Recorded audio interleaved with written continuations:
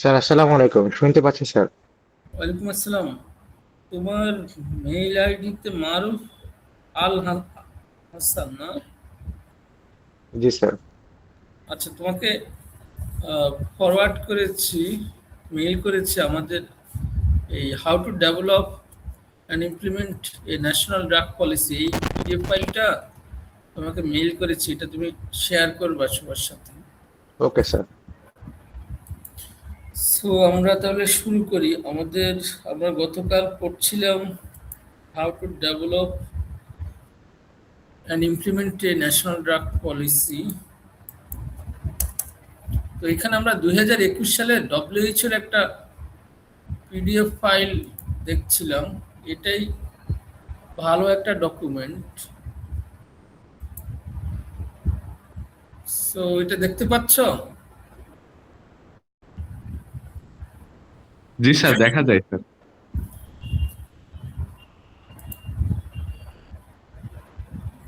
So আমরা গত ক্লাসে পড়েছি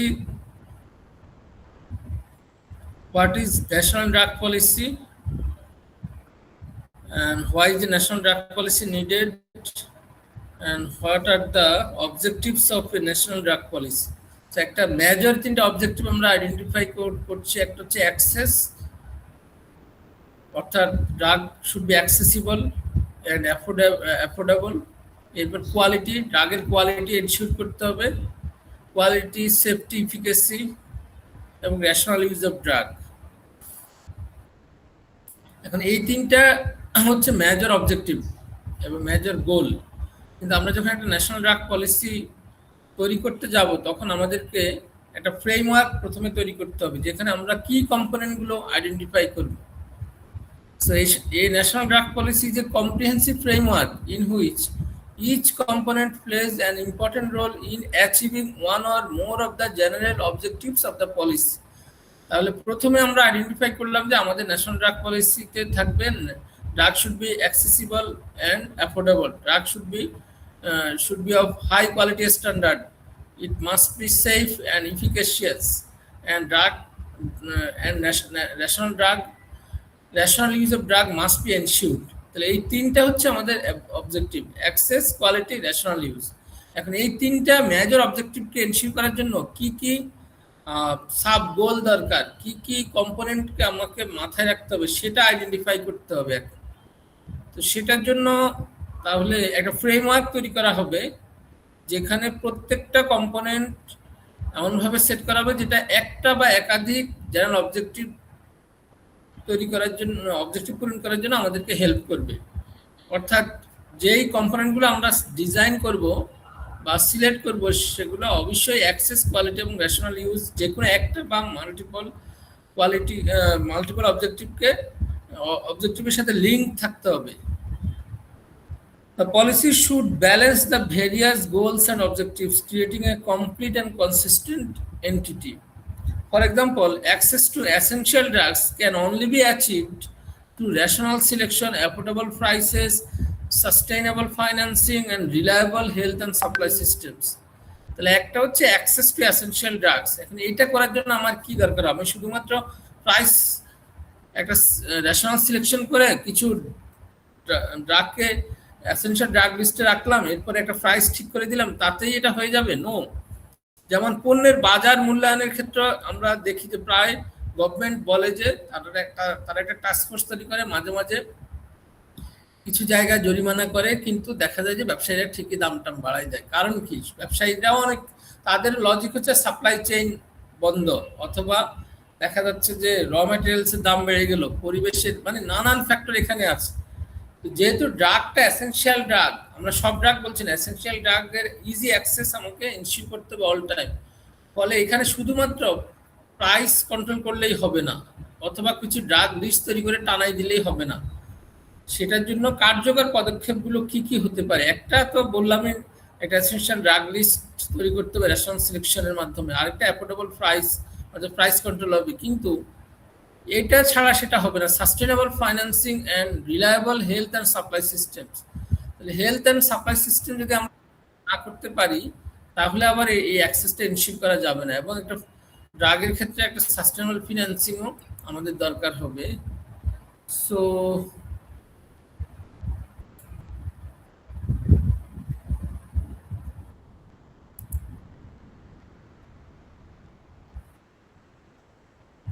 তাহলে সেটা আমরা ডিটেলস পরে আসছি যে আমরা কিভাবে সাপ্লাই হেলথ এবং সাপ্লাই সিস্টেম সিলেক্ট করব, এনশিওর করব, এবং একটা সাস্টেনেবল ফিনান্সিং এর রোলটা কি। তো এইগুলো হচ্ছে আমাকে কন্ট্রোলে মানে আমাকে এই কম্পোনেন্টগুলোকে মাথায় রাখতে হবে। অর্থাৎ প্রত্যেকটা অবজেক্টিভের জন্য আমার কি কি কম্পোনেন্ট এনশিওর করতে হবে সেটা ফ্রেমওয়ার্কে থাকবে। Each of the 4 components of the access framework is essential but not sufficient in itself to ensure access। তাহলে এখানে 4টা,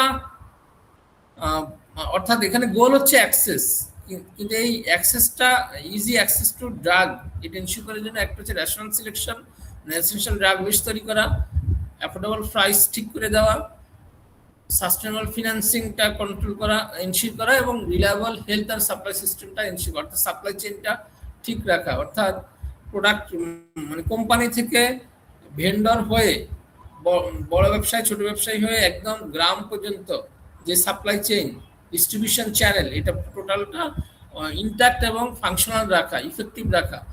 এই যে 4টা কম্পোনেন্ট একটা ফ্রেমওয়ার্কে, এটাকে আমরা বলছি অ্যাক্সেস ফ্রেমওয়ার্ক। এই ফ্রেমওয়ার্ক এনশিওর করলে যে সবসময় সেটাও যে সাফিসিয়েন্ট তা বলা যায় না। Each of the 4 components of the access framework is essential, এটা অবশ্যই এসেনশিয়াল, এটা ছাড়া আমাদের easy access to drug ensure করা যাবে না। But essential but not sufficient in itself to ensure access. Similarly, rational drug use depends on many factors such as rational selection, regulatory measures, educational strategies, and financial incentives. আচ্ছা, 1 minute একটু wait করতে হবে, কেউ আসছে।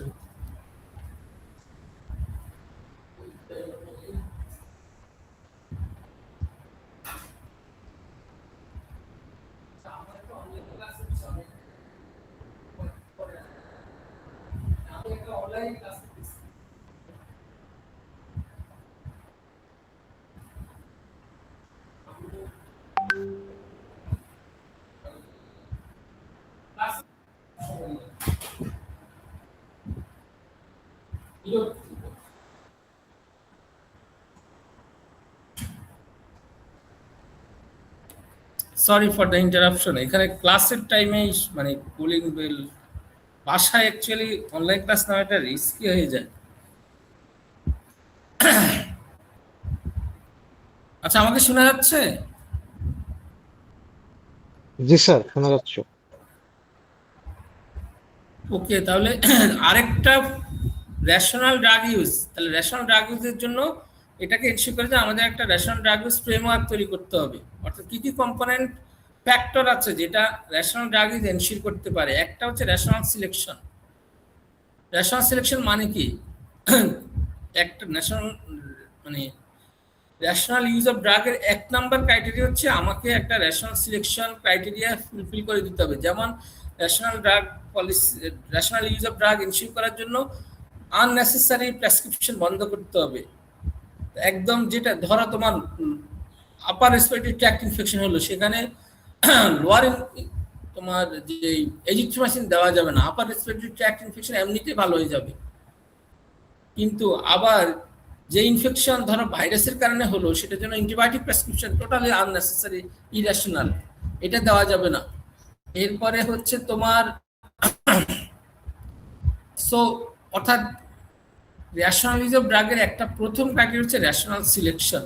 যেমন তোমার হলো viral disease, তুমি এখন ডাক্তার যদি অ্যান্টিবায়োটিক প্রেসক্রাইব করে, সেটা totally irrational use of drug. তাহলে এই যে রেশনাল সিলেকশনের ক্রাইটেরিয়াগুলোকে প্রথমে আমাকে এনশিওর করতে হবে। এরপর রেগুলেটরি মেজার্স, রেগুলেটরি মেজার্স নিতে হবে। সেটা তোমার রেগুলেটরি যে অথরিটি, তারা এই রেশনাল ইউজটাকে এনশিওর করার জন্য নানান ফার্মাকো ভিজিলেন্স প্রোগ্রাম চালু করে, প্লাস অ্যাডভান্স ড্রাগ রিঅ্যাকশন কীভাবে মিনিমাইজ করা যায় সেগুলো এনশিওর করে, ট্রেনিং দেওয়া হয়। পেশেন্টের এবং কনজিউমার্সের যে অ্যাওয়ারনেস, সেটা বৃদ্ধির জন্য রেগুলেটরি অনেক মেজার নেওয়া হয়, অথবা হসপিটালগুলোর সাথে এক ধরনের চুক্তি থাকে। তো এগুলো সব রেগুলেটরি মেজার্সের মধ্যে পড়বে। এডুকেশনাল স্ট্র্যাটেজি যেটা বললাম, পেশেন্ট, ডক্টর, তারপরে যারা ফার্মা কোম্পানি সবাইকে একটা এডুকেশনাল ফ্রেমওয়ার্কের মধ্যে আনতে হয়, অ্যান্ড ফাইন্যান্সিয়াল ইনসেন্টিভস। তো এই ফ্যাক্টরগুলো হচ্ছে অল্প কয়েকটা ফ্যাক্টর এখানে বলা হলো, এরকম অনেকগুলো ফ্যাক্টর আমাদেরকে এনশিওর করতে হবে। তাহলে যে কোনো একটা ড্রাগ পলিসি আমরা যখন তৈরি করব, তখন আমাদেরকে এই তিনটা মেজর অবজেক্টিভকে মাথায় রেখে সাব কম্পোনেন্টগুলো, যেগুলো কি কম্পোনেন্ট, সেগুলো লিখতে হবে। যেমন একটা টেবিল যেটা আমরা এখানে শো করছি, যে এখানে হচ্ছে লেফট হ্যান্ড সাইডে কম্পোনেন্টস এবং অবজেক্টিভসগুলো আমরা তিনটা লিখলাম, অ্যাক্সেস, কোয়ালিটি, রেশনাল ইউজ। তাহলে এই কম্পোনেন্টগুলো কোন কোন অবজেক্টিভকে ফুলফিল করে সেটা এখানে উল্লেখ, ক্রস দিয়ে উল্লেখ করা হলো। আর যদি কিছু লেখা না থাকে তাহলে বুঝতে হবে যে সেটা এটার সাথে লিঙ্ক না। Components of a national drug policy link to কি পলিসি অবজেক্টিভস, যেমন সিলেকশন অফ এসেনশিয়াল ড্রাগস, এটা ইজি অ্যাক্সেসকে এনশিওর করবে, প্লাস কোয়ালিটিকে এনশিওর করবে, রেশনাল ইউজকে এনশিওর করবে। কারণ এসেনশিয়াল ড্রাগসটা আমরা সেভাবেই সিলেক্ট করি রেশনালি, যেখানে আমাদের কি কি ডিজিজের জন্য কোন কোন এসেনশিয়াল ড্রাগ ম্যান্ডেটরি বা অ্যাটলিস্ট আমাদের উৎপাদন করতে হবে, এটা এসেনশিয়াল। তাহলে রেশনাল ইউজকেও এনশিওর করবে এবং এটা কোয়ালিটিও এনশিওর করবে, প্লাস অ্যাক্সেস এনশিওর করবে। অ্যাফোর্ডেবিলিটি সেটা শুধুমাত্র অ্যাক্সেসকে এনশিওর করবে। অ্যাফোর্ডেবিলিটি মানে ড্রাগটা, তোমার ড্রাগের ধরো প্রাইস সিলেক্ট করে দেওয়া হলো, কিন্তু ড্রাগটা অ্যাফোর্ডেবল না, তাহলে তো হবে না। তাহলে ড্রাগটা অ্যাফোর্ডেবল করার জন্য তোমাকে সাপ্লাই চেইন ঠিক রাখতে হবে, প্লাস গ্রামে গঞ্জে ডিস্ট্রিবিউশন চ্যানেল ঠিক রাখতে হবে।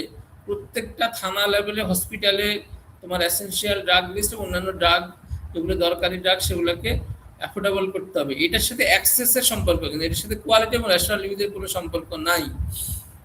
ড্রাগ ফাইন্যান্সিং সাপ্লাই সিস্টেমও শুধুমাত্র অ্যাক্সেসের সাথে সম্পর্কিত। কিন্তু রেগুলেশন অ্যান্ড কোয়ালিটি অ্যাসুরেন্স, এটা একটা বড় component. Regulation and quality assurance. Quality assurance আগে 2004-এর আগে এভাবে কনসেপ্টটা ছিল না। 2004-এর আগে আমরা শুধুমাত্র কোয়ালিটি কন্ট্রোল করতাম, কিন্তু এরপরে আসছে যে ওকে, কোয়ালিটি কন্ট্রোল মানে হচ্ছে একটা প্রোডাক্ট তৈরি হলো, তারপর আমি টেস্ট করলাম, টেস্ট করে চেক করবো যে আমার যে স্পেসিফাইড যে কোয়ালিটি সেটা এনশিওর হলো কিনা।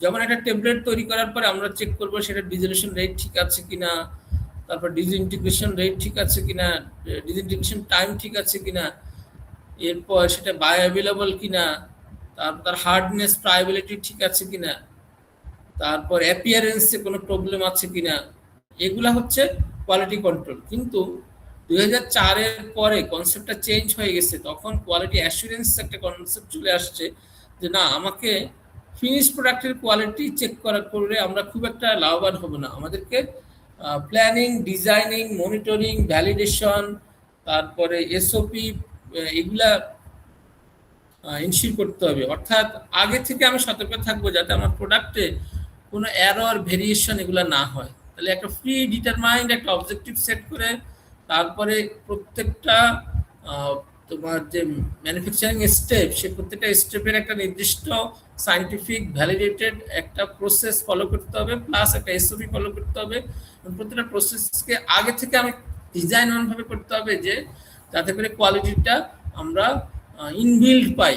অর্থাৎ এটাকে বলা হয় কোয়ালিটি বাই ডিজাইন, অথবা কোয়ালিটি,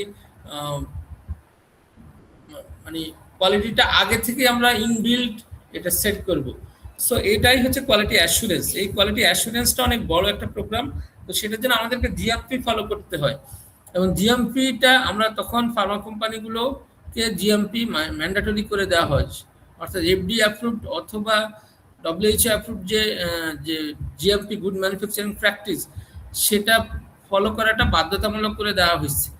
বাংলাদেশের ন্যাশনাল ড্রাগ পলিসিতেও 82 ওষুধ নীতিতে এই রেগুলেশন অ্যান্ড কোয়ালিটি অ্যাসুরেন্সটা যুক্ত করা হয়েছে যে each company must follow the GMP guideline for manufacturing any drug to ensure the quality of the medicine.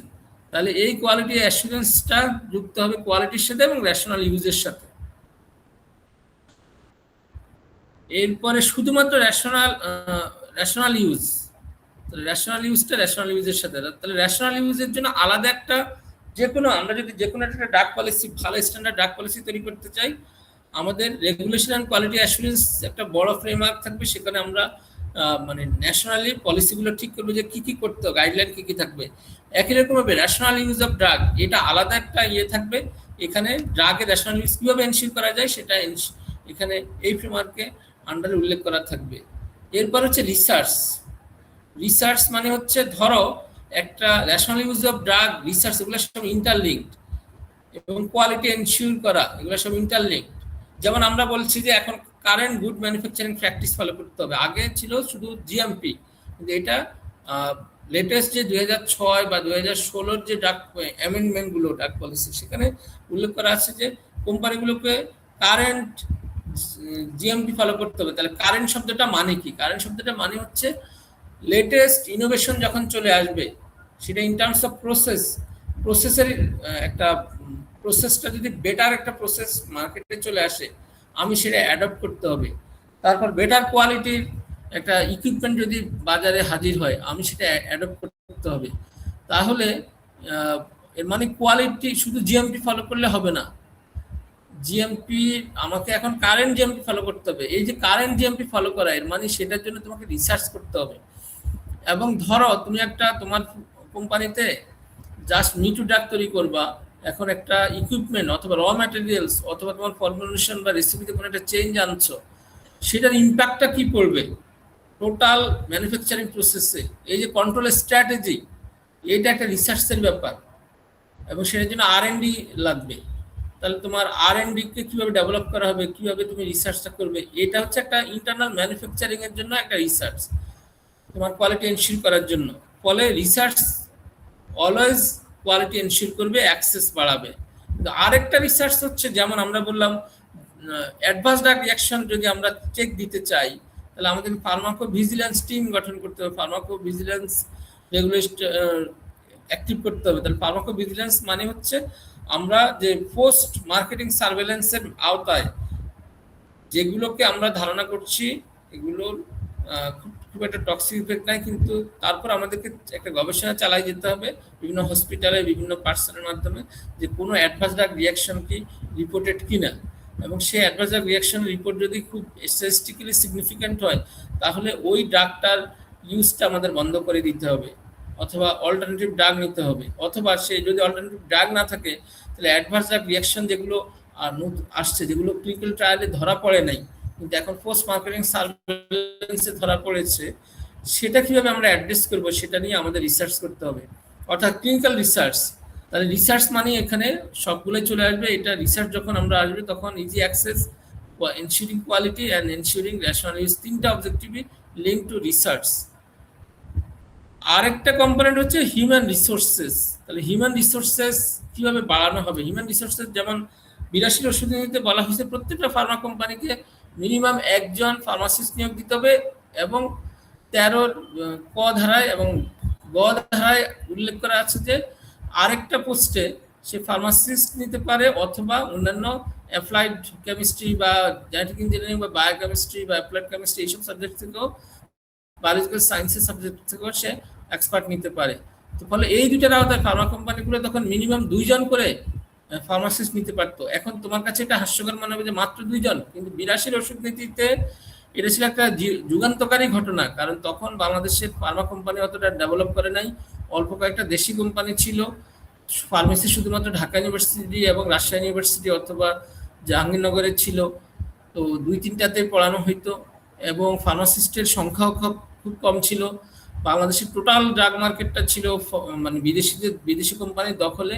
এরকম একটা জায়গায় একটা ফার্মা কোম্পানি, যেসব কোম্পানি ছিল তারা তখন ফার্মাসিস্ট নিয়োগ দিত না, তারা কেমিস্ট, ড্রাগিস্ট অথবা এদেরকে দিয়ে মানে ম্যানুফ্যাকচারিং করতো, যেটা গুড ম্যানুফ্যাকচারিং প্র্যাকটিস ফলো করা হতো না। ফলে ফার্মাসিস্ট নিয়োগ করার যে প্রভিশনটা ওখানে যুক্ত করা হয়েছে, সেটা হিউম্যান রিসোর্সের আন্ডারে আসবে, যে হিউম্যান রিসোর্সটা খুব ইম্পর্টেন্ট। এবং ফার্মাসিস্ট নিয়োগ দেওয়ার পরে একটা ড্রামাটিক ডেভেলপমেন্ট হয়েছে বাংলাদেশের ন্যাশনাল কোম্পানিগুলোর, ম্যানুফ্যাকচারিং কোম্পানিগুলোর ক্ষেত্রে, অর্থাৎ ড্রাগ সেক্টরে একটা জাম্প, একটা শিফটিং হলো।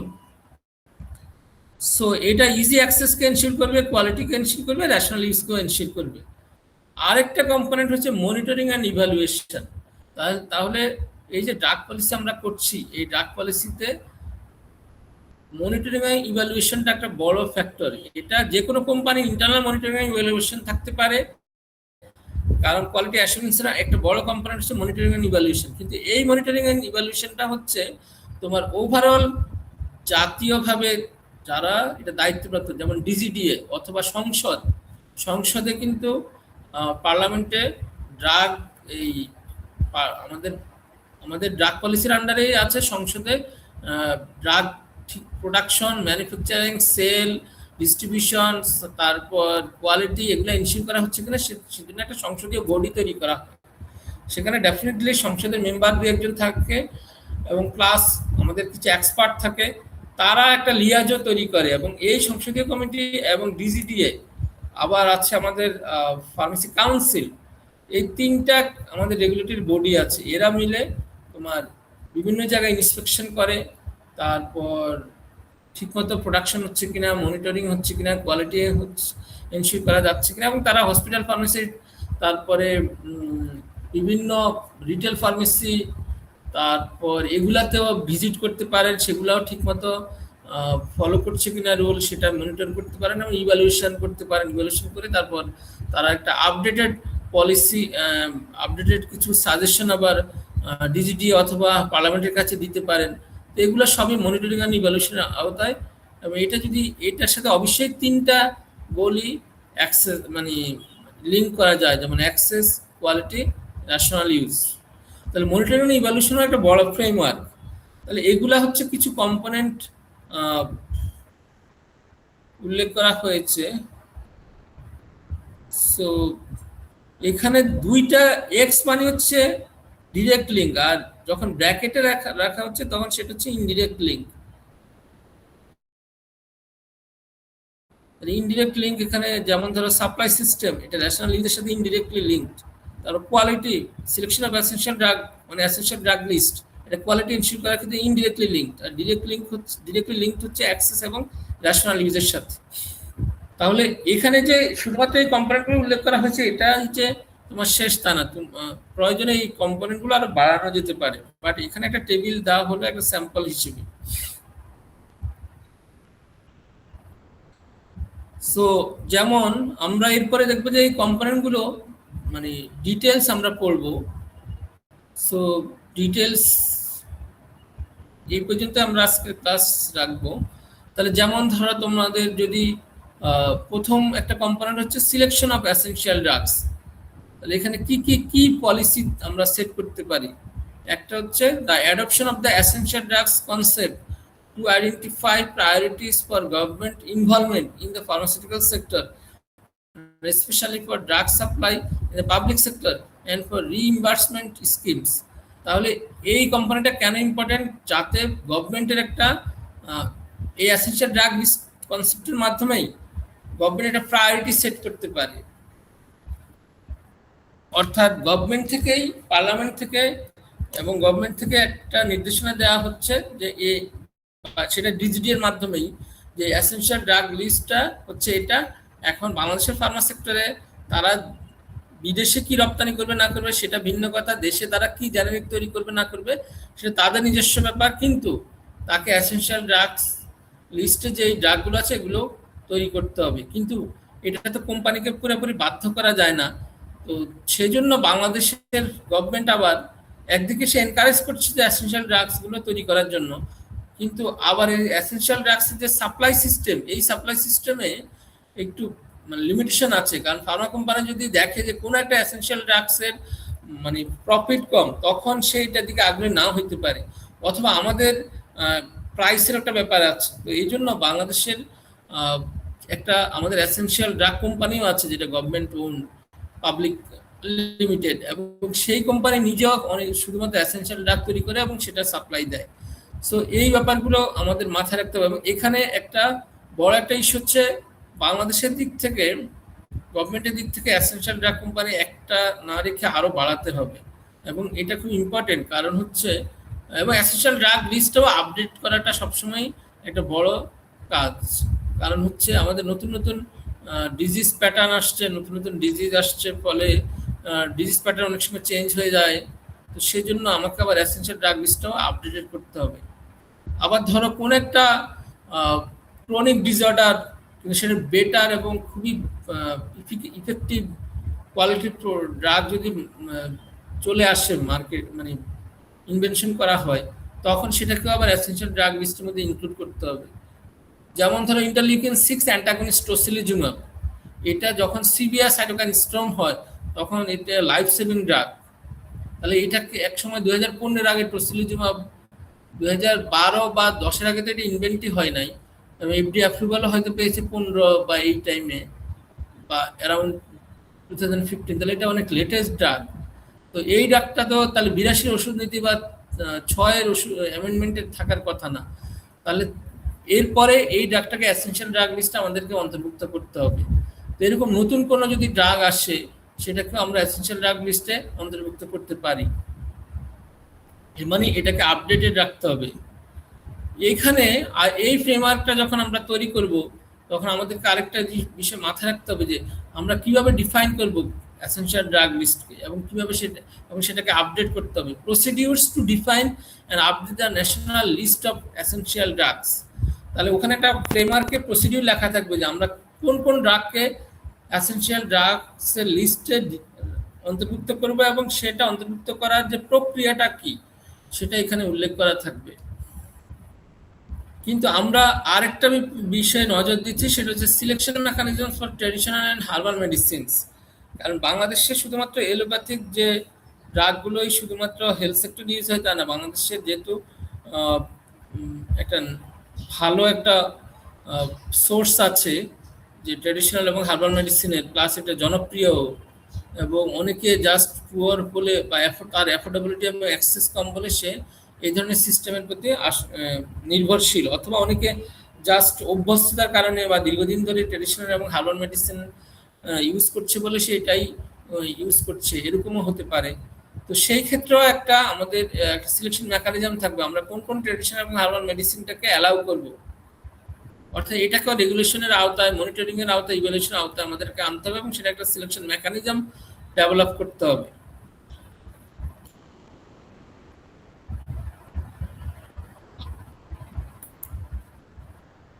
সো এসেনশিয়াল ড্রাগ লিস্টে কোনো কোশ্চেন আছে?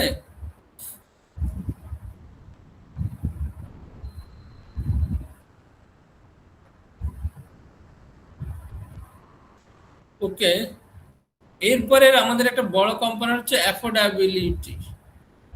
Affordable prices are an important prerequisite for ensuring access to essential drugs in the public and private sectors. তাহলে কি পলিসিগুলো কি কি হবে? তাহলে একটা এই ন্যাশনাল ড্রাগ পলিসিতে উল্লেখ করে থাকবে যে government commitment to ensuring access through increased affordability. Affordability মানে হচ্ছে এটা সহজ বাংলা কি, সহজ প্রাপ্যতা। অ্যাফোর্ডেবল মানে হচ্ছে ড্রাগটা এক হচ্ছে অ্যাভেলেবল, আবার তার প্রাইসটাও কন্ট্রোল, আমার আওতার মধ্যে আছে, আমার অর্থনৈতিক আমার ইনকামের আর ক্রয় ক্ষমতার মধ্যে আছে, এটা অ্যাফোর্ডেবল, মানে সেটা আমি অ্যাফোর্ড করতে পারছি। অ্যাফোর্ডেবল মানে দুইটা বিষয়, এক হচ্ছে সাপ্লাই চেইন ঠিক রাখা, যে বাজারে এটা আছে, আর একটা হচ্ছে আমি নিজে আমার ক্রয় ক্ষমতার মধ্যে আছে। এই দুইটা বিষয় মাথায় রেখে অ্যাফোর্ডেবিলিটি পলিসিগুলো ঠিক করতে হবে, এটা দায়িত্ব গভর্নমেন্টের। For all drugs reduction of drug taxes, তাহলে এটা এই অ্যাফোর্ডেবিলিটি বাড়ার জন্য দেখবেন 82 ওষুধ নীতিতে আমরা কি কি করেছি বা আমাদের এখনো আমরা এগুলো বজায় রাখছি। রিডাকশন অফ ড্রাগ ট্যাক্সেস, ড্রাগের উপর ট্যাক্স অনেক কম।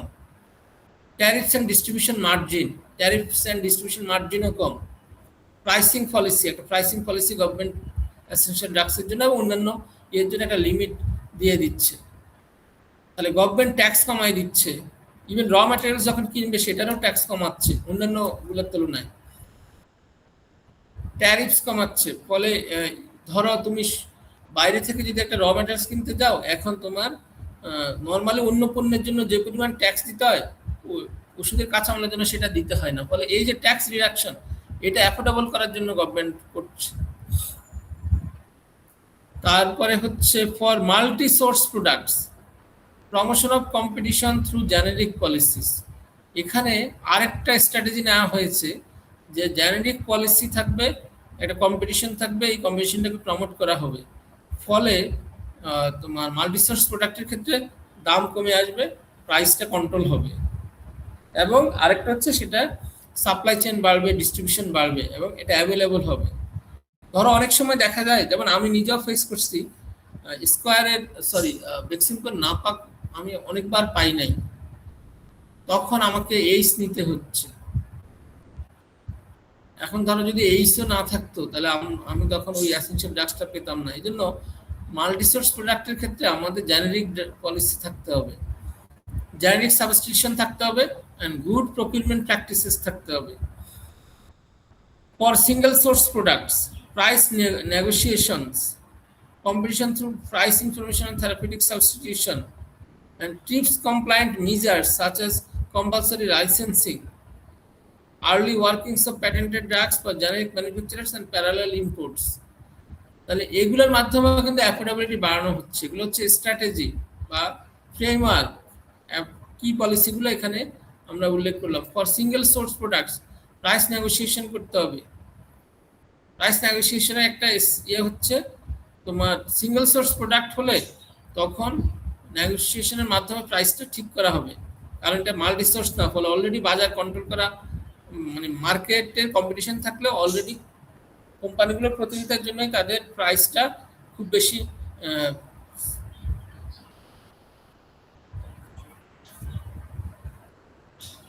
স্যার আসসালামু আলাইকুম।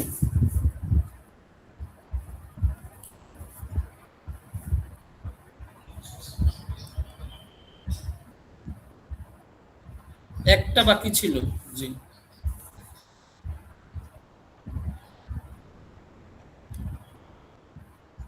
আচ্ছা ঠিক আছে স্যার। স্যার আমি আচ্ছা জি ঠিক আছে স্যার। জি আচ্ছা ঠিক আছে স্যার। স্যার না ওটা আমার মাথায় আছে, আমি একটা অনলাইন ক্লাসেই আছি মাস্টার্স। যে হ্যাঁ আচ্ছা জি ঠিক আছে স্যার। জি সরি চেয়ারম্যান স্যার ফোন দিয়েছেন, ফলে আরেকটা কম্পোনেন্ট হচ্ছে ড্রাগ থেরাপিউটিক সাবস্টিটিউশন, এবং নেক্সট হচ্ছে drug financing. Drug financing is another essential component of policies to improve access to essential drug. তাহলে এই ক্ষেত্রে কি কি পলিসি গভর্নমেন্ট নিতে পারে ন্যাশনাল ড্রাগ পলিসিতে? Commitment to measures to improve efficiency and reduce West, increase government funding for priority disease. তাহলে এই ক্ষেত্রে গভর্নমেন্টকে কিছু প্রায়োরিটি ডিজিজ সেট করতে হবে, এবং এবং এই প্রায়োরিটি ডিজিজ সেট করার পরে সেটার ক্ষেত্রে ফান্ডিং করতে হবে। Promotion of drug reimbursement as part of public and private health insurance schemes, এটা বাংলাদেশে আছে কিনা আমি জানি না। Use and scope of user changes as a temporary drug financing option, use of limits of development loans for drug financing, guidelines for drug donations. তাহলে government কিছু measure নিবে, যেমন কিছু ডিজিজের প্রায়োরিটি সেট করা এবং সেখানে ফান্ডিং করা। পুয়ার এবং ডিসঅ্যাডভান্টেজ যারা তাদেরকে আবার গভর্নমেন্ট ফান্ডিং করতে পারে, যে সে তার অ্যাফোর্ডেবিলিটি বাড়ানোর জন্য গভর্নমেন্ট পুয়ার এবং ডিসঅ্যাডভান্টেজ যারা তাদেরকে তাদের যে প্রায়োরিটি ডিজিজ সেটার ক্ষেত্রে গভর্নমেন্ট নিজেই ফান্ডিং করতে পারে। ফলে তোমার ড্রাগগুলো অ্যাফোর্ডেবল হবে, এবং ড্রাগ ডোনেশনেরও একটা গাইডলাইন থাকবে, অর্থাৎ কীভাবে ড্রাগ ডোনেশন অনেকে করতে পারে। তারপর use of limits of development loans for drug financing. So drug ফাইন্যান্সিংয়ের জন্য তোমার যে লোনগুলো সেই লোনগুলোর ক্ষেত্রে একটা লিমিট দিতে পারে। সো এইভাবে নানাভাবে গভর্নমেন্ট পলিসি তৈরি করে ড্রাগকে অ্যাফোর্ডেবল করতে পারে। আরেকটা কম্পোনেন্ট হচ্ছে যেটা অ্যাক্সেসের জন্য ইম্পর্টেন্ট, সেটা হচ্ছে supply systems, public private mix in drug supply and distribution systems. অর্থাৎ ড্রাগ সাপ্লাই এবং ডিস্ট্রিবিউশন সিস্টেম সবসময় ইজিলি স্মুথ রাখতে হবে। Commitment to good manufacture good pharmaceutical procurement practices in the public sector, এটা অনেকটা তোমার যে কোনো ফার্মা কোম্পানি তাদের যে প্রকিউরমেন্ট প্র্যাকটিস, সেই প্রকিউরমেন্টের যে স্ট্র্যাটেজি সেটাতে একটা স্ট্যান্ডার্ড গাইডলাইন ফলো করতে হবে। এবং গুড ফার্মাসিউটিক্যাল প্রকিউরমেন্ট প্র্যাকটিসটা কিন্তু গুড ম্যানুফ্যাকচারিং প্র্যাকটিসের মধ্যে পড়ে না, বাট এটা অ্যাকচুয়ালি খুব আলাদা হলেও ম্যানুফ্যাকচারিং প্র্যাকটিস না হলে এটা খুব ইম্পর্টেন্ট, কারণ আমাকে সাপ্লাই সিস্টেম সবসময় সাপ্লাই চেইনটা সবসময় কার্যকরী রাখতে হবে। যেমন ধরো তোমার একটা এসেনশিয়াল ড্রাগ হচ্ছে অ্যামোক্সিসিলিন। এখন এই অ্যামোক্সিসিলিন আমার প্রোডাকশন যেটা হচ্ছে কোম্পানিতে, সেই প্রোডাকশনটা ধরো আমি কয়েকটা ব্যাচ তৈরি করলাম, কিন্তু এটা মার্কেটে 6 মাস পরে অফ হয়ে যাবে, কিন্তু 6 মাসের আগে আমার আরেকটা ব্যাচ মার্কেটে আনতে হবে। এটা হচ্ছে কোম্পানির দিক থেকে সাপ্লাই চেইন। কিন্তু গভর্নমেন্ট কি করবে? ন্যাশনাল ড্রাগ পলিসিতে গভর্নমেন্টের যে রেগুলেটরি বডিগুলো আছে তারা চিন্তা করবে যে আমার হোল যে পিপল তাদের জন্য এই এসেনশিয়াল ড্রাগের সাপ্লাই চেইন ঠিক থাকবে কিনা, অর্থাৎ আমার টোটাল কোম্পানিগুলোর প্রোডাকশন এতটুকু, সেটা 6 মাস পরে এই অ্যামোক্সিসিলিন আমি কি পেশেন্টকে দিতে পারবো কিনা বা পিপলকে দিতে পারবো কিনা। তাহলে একটা স্ট্যাটিস্টিক্যাল অ্যানালাইসিস থাকবে যে 6 মাস এখন আমার যে রেটে কোম্পানিগুলোর প্রোডাকশন করছে এটা 6 মাসের মধ্যে কতটুকু আমার অ্যাফোর্ডেবল থাকবে। আবার 6 মাস পরে পিপল যখন কিনবে সে অ্যামোক্সিসিলিনটা কেনার পরে আমার স্টকে কতটুকু থাকবে, এবং সেই স্টকটা তারা আমি ফুলফিল করার জন্য আবার সেকেন্ড ব্যাচ কখন তৈরি করতে হবে। এই পুরো চেইনটা কিন্তু সাপ্লাই চেইনটা কিন্তু রেগুলেশন এবং মনিটরিং এর মাধ্যমে রাখতে হবে এবং এটাকে ইফেক্টিভ এবং স্মুথ রাখতে হবে, আদারওয়াইজ এসেনশিয়াল ড্রাগসের একটা শর্টেজ পড়ে যাবে। এবং সেক্ষেত্রে মানে এটা খুবই ইম্পর্টেন্ট একটা ন্যাশনাল ড্রাগ পলিসির ক্ষেত্রে এই সাপ্লাই সিস্টেমটাকে ফাংশনাল রাখা। ফলে একটা হচ্ছে কোম্পানির দিক থেকে গুড ফার্মাসিউটিক্যাল প্রকিউরমেন্ট প্র্যাকটিস যাতে ফলো করা হয় সেটা কমিটমেন্ট করা হবে এবং সেটা এনশিওর করা হবে। কারণ প্রকিউরমেন্ট প্র্যাকটিসটা এমনভাবে করতে হবে যাতে করে তোমার স্টকে অলওয়েজই প্রোডাক্ট থাকে এবং সেটা যাতে নতুন প্রোডাক্ট তৈরি করার আগে স্টকটা শেষ না হয়ে যায়, সেটা যাতে মার্কেটে সাপ্লাই দেওয়া যায়। এখন এসেনশিয়াল ড্রাগসের ক্ষেত্রে যদি কোনো কোম্পানি সেটা ভঙ্গ করে তাহলে ডিজিডিও কিন্তু অ্যাকশন নিতে পারবে, কারণ তাকে ওই কমিটমেন্ট করা হয়েছে এবং তাকে লাইসেন্স দেওয়া হয়েছে এই এসেনশিয়াল ড্রাগের সাপ্লাই চেইনটা নষ্ট করা যাবে না। Then publication of price information on raw materials and finished products. Price information raw ম্যাটেরিয়ালসেও থাকবে এবং ফিনিশড প্রোডাক্টেও এটা থাকবে। Drug supply systems in acute ইমার্জেন্সিজ।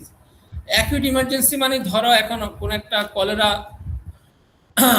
Massive আকারে ছড়াই পড়লো, একটা ব্রেকডাউন হলো, তো সেই ক্ষেত্রে অ্যাকিউট ইমার্জেন্সি যখন অ্যারাইজ করবে, যেমন ডেঙ্গু ফিভারও অ্যাকিউট ইমার্জেন্সি, এখন সেক্ষেত্রে আমার যে ড্রাগগুলো আমার যে সাপ্লিমেন্টগুলো সেগুলো আমি সাপ্লাই দিতে পারছি কিনা, প্রয়োজনে ইম্পোর্ট করতে হবে সেই ক্ষেত্রে, অথবা কোম্পানিগুলোকে এনকারেজ করতে হবে এখন তাদের এই ড্রাগগুলোর প্রোডাকশন বাড়াতে হবে। যেমন অ্যাকিউট ইমার্জেন্সির একটা এই ক্ষেত্রে ড্রাগ সাপ্লাই সিস্টেম একটা ভালো এক্সাম্পল হচ্ছে বাংলাদেশ কিন্তু কোভিড-19 ম্যানেজমেন্টে ড্রাগ সাপ্লাই সিস্টেমে খুবই ভালো করেছে এবং ইভেন অনেক ডেভেলপ কান্ট্রির চেয়েও বাংলাদেশের পারফরমেন্স বেটার। এবং আমরা দেখেছি যে বাংলাদেশের কোম্পানিগুলো তারা টসিলিজুমাব, রেমডেসিভির পর্যন্ত, ফ্যাভিপাইরাভির পর্যন্ত তারা মানে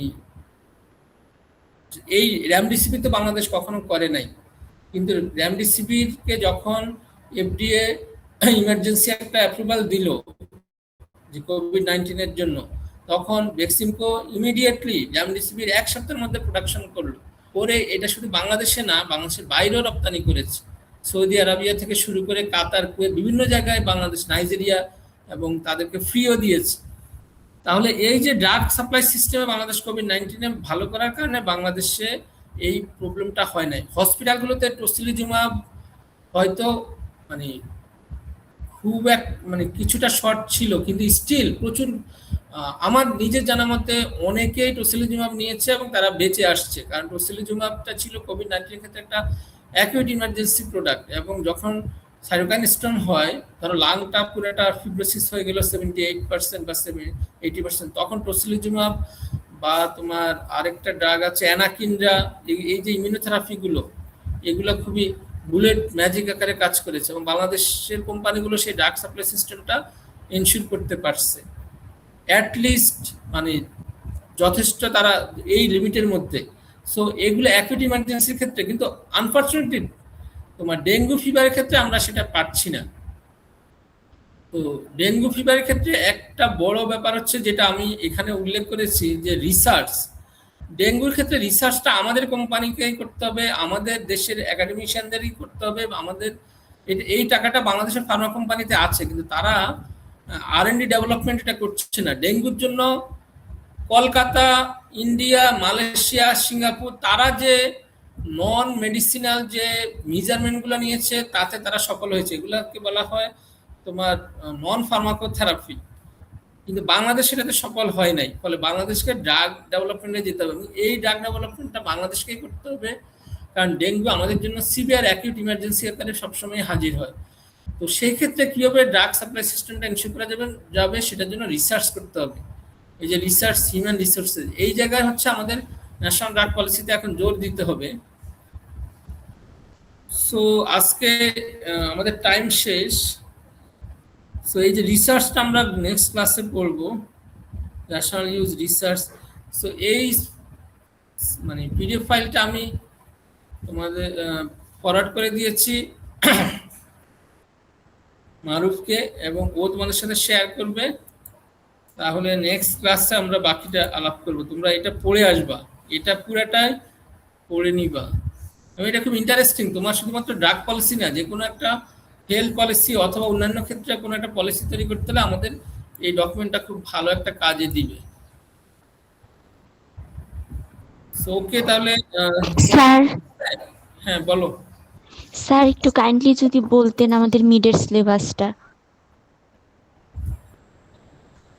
মিডের সিলেবাস, এই যে আমি যেটা পড়াচ্ছি এটাও থাকবে, আবার আমাদের ফ্লোরা ম্যাডাম যেগুলো পড়াচ্ছে সেটা তার মধ্যেও থাকবে।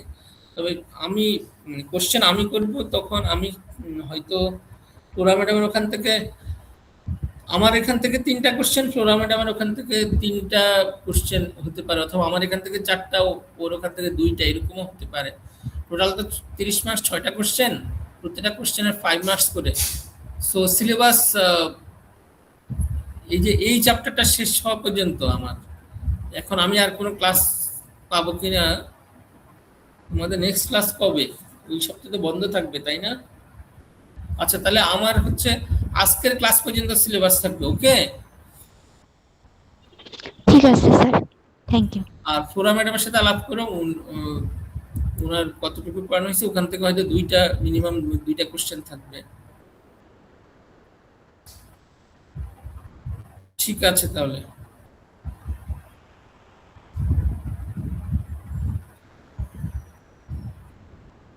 ওকে, তাহলে আমি লিভ নিচ্ছি।